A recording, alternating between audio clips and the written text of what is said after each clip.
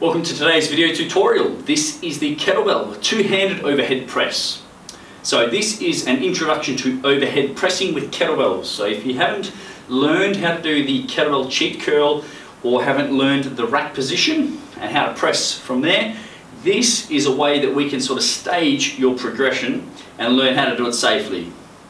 It's also a little bit more user-friendly in terms of building the required strength and confidence to push a kettlebell overhead. So I've got two different kettlebells here with me today. I have my pretty pink kettlebell, the 8 kilo, and I have my 16 kilo kettlebell as well. So what we're going to do is we're going to grab the kettlebell from the ground. We're going to use two hands to then scoop it and hold it on the chest. So this is going to be our press position. Kettlebell faces back between your feet. Deadlift position.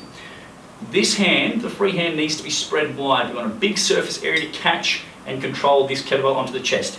Using the legs to push the floor away, and the free hand scoops. So in this position, the kettlebell handle, this silver part, is horizontal. That's vertical, that's not what we want. Horizontal, yes.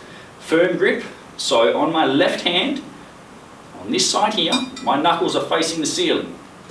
On this right side, I have a loose grip, and my feet are directly under the hips. Bum squeezed, abs tight, press.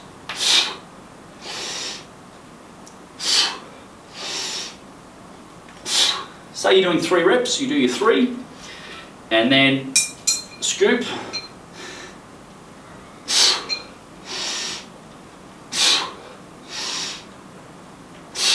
And then you place it down.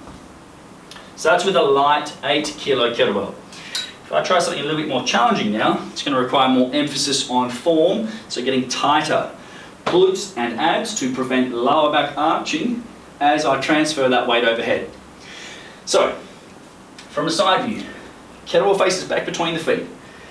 Deadlift position.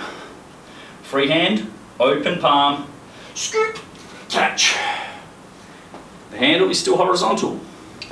From here, butt tight, abs tight, press.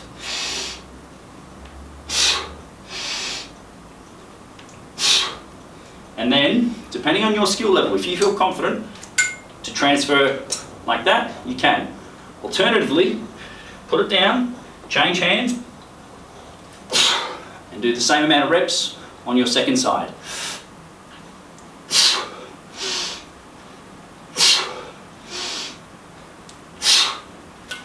And then control it to the floor. So with both hands being fairly narrow, one on the handle and one on the ball part of the kettlebell, what you may find is that the kettlebell doesn't sit completely overhead. Maybe it sits out the front a little bit. Okay, we don't want that kettlebell being pressed out here. That's going to put a tremendous amount of stress on the shoulder joint, but also the low back. That lower back can have to work really hard to prevent that from happening. So press it as vertical, as upright as you possibly can, bearing in mind that it might not be directly overhead because your hands are a lot narrower than perhaps they would be on a normal press. But there you have it, guys. That's an introduction to pressing overhead. It's the two-handed kettlebell overhead press.